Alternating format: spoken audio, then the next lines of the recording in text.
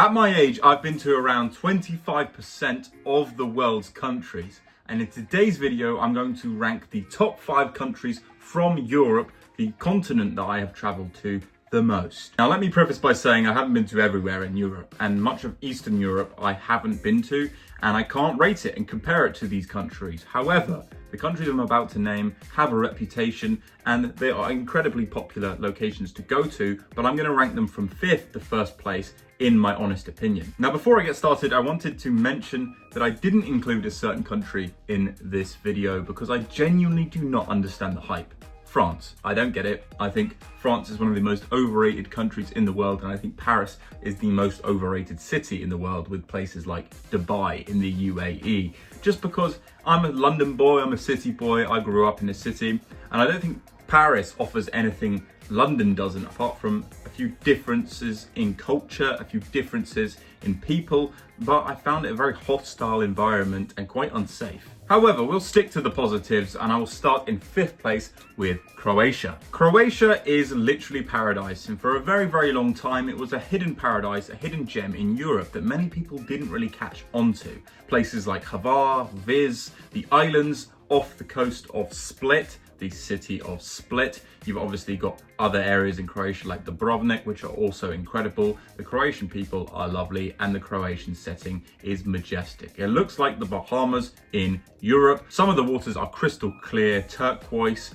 tropical almost, and the water is pretty warm too. The reason I love Croatia is the people, the food, the environment, and just how relaxed it is. It doesn't feel like other countries in Europe where there are tourists everywhere. Personally, I love Hvar. Hvar is a great part and it's absolutely beautiful, serene, and you've also got the party life.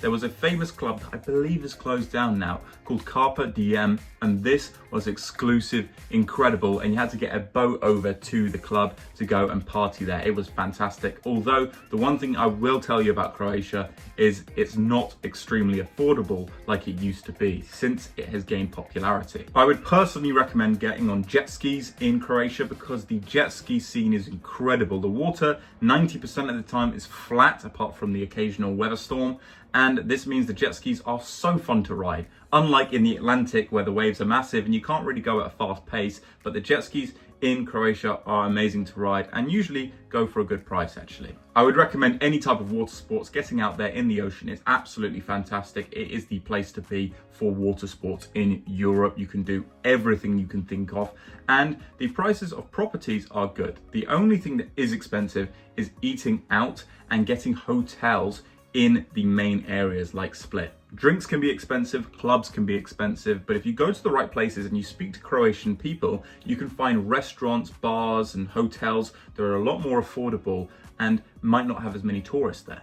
There are many little restaurants on different islands in Croatia that are kind of hidden away, little hidden gems within Croatia, and they are fantastic to go to. So I highly recommend speaking to a local or any Croatian person that knows about the area you're going to. In 4th place, I've got Greece. Bit controversial to put them in 4th. A lot of people would put them 1st or 2nd, but I absolutely love Greece. I have nothing to complain about. I absolutely love their food. I think it's rare to find food that is both healthy and enjoyable at the same time and doesn't make you feel terrible after eating it. Also in Greece, the people are lovely, so friendly. There's so much culture, a richness to their culture in Greece, and it's a very historic nation that everybody around the world knows something about. I wouldn't recommend Athens though. I would say Athens is slightly overrated. I would more so recommend going to places like Chania, which I thought was absolutely fantastic, and some of the island areas. Greece has the longest coastline in Europe, and because of this, they have the best boat cruises, they have the best yachts, they have the best time out at sea when it comes to touring these islands. The seafood in Greece is phenomenal, and so is all of the food. If you want to travel to somewhere in Europe purely because of food, I would definitely highly recommend Greece, especially along the coastline. their healthy diet, mixed with the flavors they provide, mixed with that history. They've been using those old recipes for such a long time, and the reason they work is because everybody who tastes them like them. I would highly recommend going to a local Greek restaurant and not just some commercialized one. Also, the olive oil in Greece is fantastic. Try some Greek olive oil or go olive oil tasting. This is a great thing to do, actually, in all of the countries I'm about to name. In third place, we have somewhere I just went to. I got back from this place about a week ago. It's Portugal, and I would specifically recommend Lisbon and Faro. Lisbon is sort of in the middle towards the bottom, and Faro is in the very south coast bordering towards Spain. Now, I know I've hyped up food of those other places, but the seafood from Portugal I think is the best in the world. The sea bass, when butterfly styled, is absolutely incredible. The way they cook their fish and the flavor, it's just unbelievable, spectacular, something that you can't really try anywhere else. And when you're there and you try the sea bass, I guarantee you can't have better sea bass. Portugal has great versatility, especially because of the way the country is designed geographically. It also has a complete different contrast to the north, to the south. Lisbon is an incredible capital city. The people are so friendly, and I highly recommend you go to a local cafe, get some local coffee. They do coffee slightly differently in Portugal. They usually have like these tiny little espresso cups. They down them pretty quickly. And I would definitely recommend getting a pastel de nata with your caffeinated drink. Boat tours are also incredible. Go around, see some of the football stadiums, because Portugal are obsessed with their football. Obviously, a lot of people look up to Cristiano Ronaldo in Portugal, but there are also a lot of people that actually dislike him because he's kind of ruining the national team at the moment. But sport is a huge thing. Sport is massive in Portugal, so go watch a football game if you're interested in that type of thing. And if you're into golf, I would recommend it more than any other place I've been to. For a golf holiday, for a lad's holiday, for a lady's holiday even, it's the perfect place to go to. And Algarve region in the south, the Faro city and the areas around it have some of the best golf courses, but not just the best golf courses, a bigger variety than anywhere else I've seen. It was incredible to play on these courses, a true privilege, especially as somebody that's a beginner. In second place, I would put Spain. Now, Spain was a country that I was considering to put first place because Spain has more versatility than any country in Europe when it comes to what you can do and the differences in the places that you go to.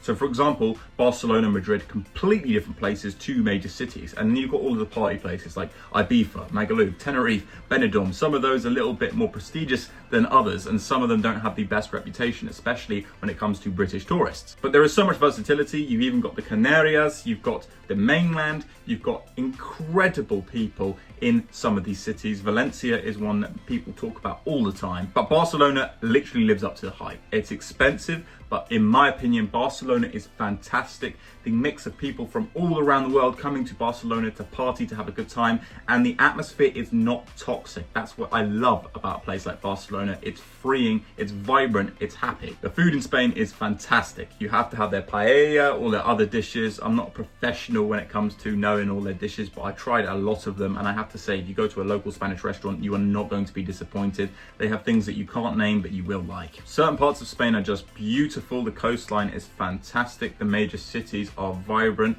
filled with life. But the only place I would say that was a bit underwhelming was Madrid. I thought it was a bit industrial, a bit business-like, and lacked a bit of environment. But everywhere else I've been to in Spain, I enjoyed, and it's the country I've been to the most in Europe. But finally, numero uno is Italia. Italy is just incredible. The north, the middle, the south, difference in every single part, incredible wine, incredible history, but most importantly, what makes a place so special? The people. It feels like you're at home in Italy. At least I do when I'm in Italy. Every restaurant, whether they speak English or not, they want you there. They want you to feel the Italian vibe. They want you to try the authentic Italian food, not the Chicago pizzas that some American has told you about. I haven't got beef with Americans, by the way. I just think that they think their food is a lot better than it is. But Italian food is second to none.